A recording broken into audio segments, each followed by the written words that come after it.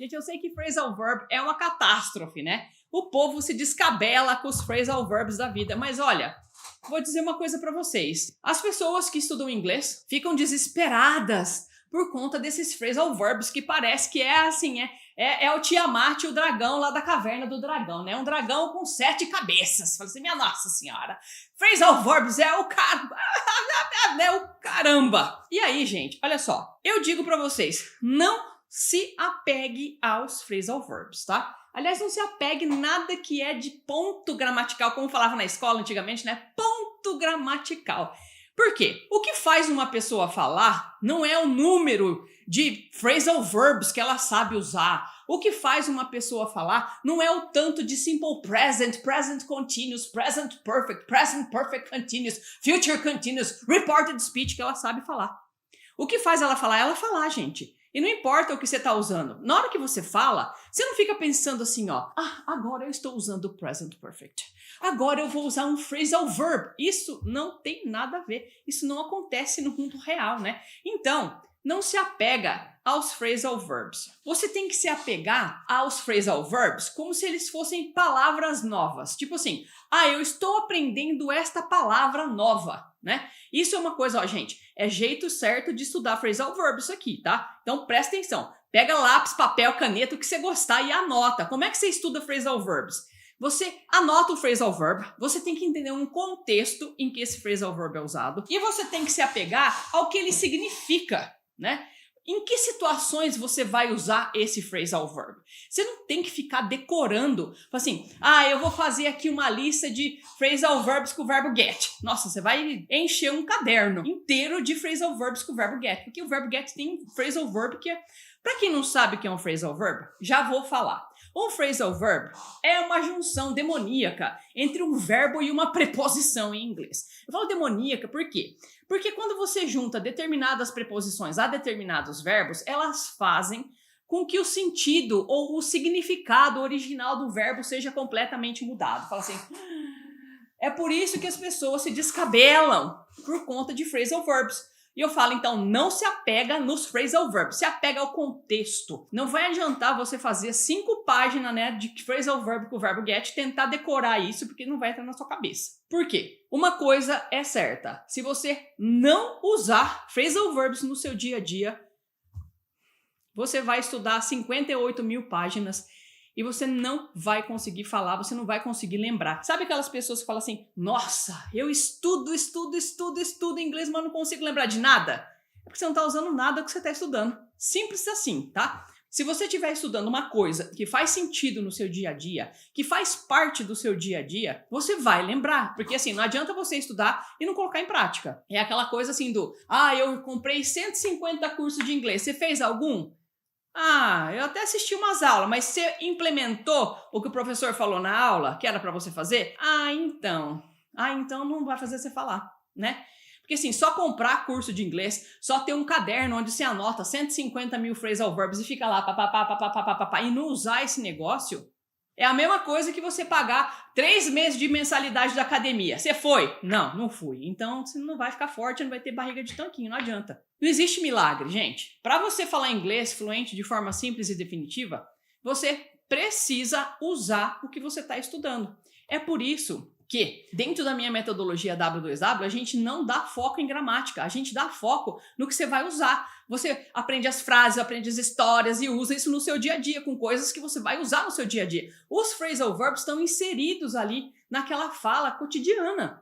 Porque assim, quando você pensa em phrasal verb, você fala assim, ai meu Deus do céu, é aquelas coisas difíceis que eu não vou lembrar o que é. O primeiro phrasal verb que a gente aprende quando a gente estuda inglês é o tal do get up. Tipo, que é o levantar, né? Tipo, get up, get up. E aí você pensa, nossa, eu nunca tinha pensado nisso, né? Get up é um phrasal verb, gente. Porque você coloca get on é outra coisa, get off é outra coisa, get away é outra coisa, get in, give in. É tudo diferente, né? Você trocou a preposição, você vai trocar o sentido do verbo. Mas o get up todo mundo sabe. Por quê? Porque você associou isso. Porque você conseguiu fazer com que isso fizesse sentido no seu dia a dia. Você usa todo dia, você não get up da sua cama. Todo dia você não get up de uma cadeira. Todo dia você get up. Você levanta, né? Então, você não precisa decorar uma lista de phrasal verbs. Você tem que saber usar no seu dia a dia. E aí eles vão acontecer naturalmente. É assim, gente, eu tenho que dizer pra vocês, você sabe que eu só trago verdades, né? É assim, os americanos, o que eles gostam? Eles adoram phrasal verbs? Sim, eles adoram phrasal verbs. Mas por quê? Porque faz parte do dia a dia deles. Faz parte do deixar o idioma mais fácil para eles falarem. Porque assim, se existe um verbo para uma coisa e um phrasal verb que significa a mesma coisa, os americanos vão preferir usar os phrasal verbs. Por quê? É mais fácil, é mais curto, é mais eficiente na hora de falar. Todos os phrasal verbs são curtinhos. E assim, entre um verbo que é comprido e um phrasal verb que é curto, imagina. Todo mundo prefere falar o que é mais curto. A gente prefere o que é mais fácil. E não é só o americano que faz isso, não. A gente faz isso também. Os japoneses fazem isso também. Os russos fazem isso também. Isso acontece em qualquer idioma. Uma sugestão que eu faço do fundo da minha alma. Escolhe um phrasal verb por vez para estudar. Para colocar em prática, para saber o que ele significa, para conseguir usar nas frases. Escolhe um por vez. Não adianta falar assim, essa semana eu vou estudar esse. Se você fizer isso um por dia, ok. Então, hoje eu vou estudar o look for. Então, eu estudo o look for, eu faço frase com o look for, eu pratico o look for, eu falo as frases que eu fiz com o look for, beleza. Amanhã eu vou estudar o look at. Então beleza, eu vou fazer frases com look at, só que eu preciso lembrar do look for, né? Então eu tenho que revisar o look for e estudar o look at. E assim sucessivamente. Você vai sempre juntando ali no seu molho, né? O que você estudou antes. Gente, revisar é uma coisa extremamente importante quando você está estudando inglês, tá? O negócio não vai ficar espontaneamente grudado no seu cérebro se você viu aquilo uma vez só. Hoje eu sei o que é look after, que a teacher Carla vai ensinar aqui. Amanhã, se você não usou, você não vai lembrar o que é look after. Depois da manhã, então, menos ainda. Na semana que vem, você não vai nem saber o que é look after. Falou, existe isso em inglês? Por quê? Você não usou. Não usou, deletou, tá? É assim que funciona, o seu cérebro gosta de poupar energia, ele não gosta de ficar fazendo muito esforço. É por isso que a gente também escolhe palavras mais curtas para falar, que a gente prefere os phrasal verbs para falar em inglês, porque a gente não quer ficar queimando combustível aqui, né? A gente quer coisa fácil. Beleza? Bom, eu vou começar então com o phrasal verb look, do verbo look, que é olhar. Tudo bem? Então, o primeiro aqui que eu selecionei é o look at. O look at, eu não sei se todo mundo sabe, né? Mas o look at significa olhar mesmo, né? Olhar em direção a alguma coisa. Então, quando você está, eu falo assim, look at me, look at me. Eu falo, olha pra mim, look at me. Então o look at é o verbo olhar. Simples assim, né? É como se fosse só o verbo look mesmo, né? Fala assim, mas por que tem esse at? Porque sim. Não tenta explicar a lógica do inglês, porque às vezes não tem lógica, tá? Tem uns verbos assim do tipo end up. End up significa terminar, que é outro phrasal verb. Eu falo assim, mas o end não significa só terminar? Sim. E por que tem up? Porque Deus quis, né? Porque tem coisa que não tem explicação, gente. Por que tem end up só em vez de end? Porque sim, não, sabe assim? Não tem explicação. Aliás, gente, essa é uma coisa que realmente impede as pessoas de falarem inglês fluente de forma simples e definitiva. É ficar perguntando, se questionando, mas por que é assim em inglês e não é assim em português? Ou por que português e inglês são diferentes? Meu, isso é uma trava que você não tem noção na sua vida. Se você quiser realmente destravar e falar inglês fluente de forma simples e definitiva, só aceita que os dois idiomas são diferentes. Inglês e português são completamente diferentes. São duas culturas diferentes, são povos diferentes que pensam diferente e falam diferente. Só isso, sim. Se você parar de se perguntar, mas por que meu Deus, né? Não adianta. Tem coisas que os professores, nós todos os professores, né, conseguimos explicar, porque tem regras para explicar. Olha, acontece assim, assim, assim, assim, assim. Tem coisas que não, igual em português. Fala assim, mas por que é assim? Fala assim, porque Deus quis, né? Porque o idioma é assim, ou ele ficou assim. Então, tem coisas que são explicáveis e coisas que são só aceitáveis. Tipo, aceita que dói menos, tá? Não adianta ficar se perguntando, se interrogando, falar assim, meu Deus, por que é? Não, tem coisa que não dá, tá?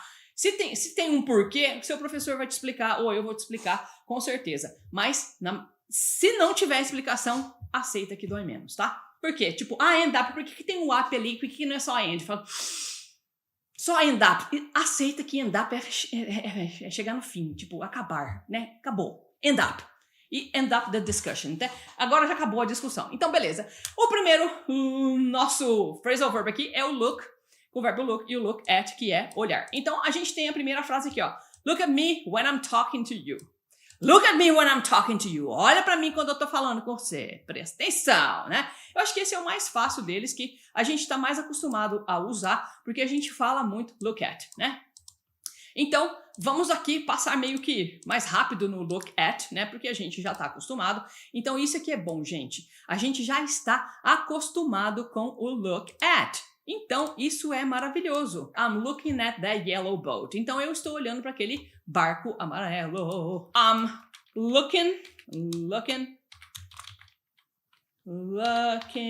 at that yellow boat, tá? Olha só, isso aqui, gente, eu faço para os meus alunos, né? É uma técnica que eu desenvolvi ao longo aí dos meus 20 anos de ensino de língua inglesa. E eu descobri que quando eu escrevo dessa maneira, né, para os meus alunos lerem como se fosse em português, eles conseguem fazer uma pronúncia muito mais justa, muito mais próxima do que se eles só lessem a frase em inglês. Então aqui tá, I'm looking at the yellow boat. Ó, eu uso um 0, gente, porque para substituir os sons do TH em inglês, porque aqui no teclado de português a gente não tem o símbolo, né, fonético, né, pra gente usar aqui para fazer o som do TH. Então eu uso um 0 aqui na minha transcrição da técnica já para os meus alunos. Então onde vocês virem um 0 é f ou v, né, que são os dois sons do TH que a gente tem em inglês. Então I'm looking at, ó, vamos colocar um U aqui? Eu fiquei incomodada. I'm looking at that yellow boat. Olha só como dá para ler bem legal, né? Bem tranquilo mesmo. Olha só. I'm looking at that yellow boat. Então essa aqui é uma das técnicas que eu uso na minha metodologia para fazer realmente os meus alunos falarem inglês definitivamente e de forma simples. Tudo bem? Vamos ao nosso exemplo aqui com o look at, que é um dos mais simples phrasal verbs que a gente usa, que a gente também usa. Já chega aprendendo inglês falando look at, né? Então, I can't stop looking at your shoes. Eu não consigo parar de olhar pro seu sapato. Falo, nossa, que sapato bonito. Então, I can't stop looking at your shoes. I can't stop looking at your shoes. Olha só, vamos lá para mais um exemplo, né? Do look at, que é eu acho que é o phrasal verb mais fácil de se aprender na sua vida. Porque você vai usar isso assim o dia inteiro, a noite inteira, toda hora que você for olhar para alguma coisa, é look at, né? Então, the twins looked at each other and smiled. Então, os gêmeos se entreolharam, ou seja, olham um para o outro, né? E sorriram. Então, the twins looked at each other. Essa que eu vou fazer a técnica já também, porque é legal, assim, ó. The twins looked at each other. Olha só, looked at each other.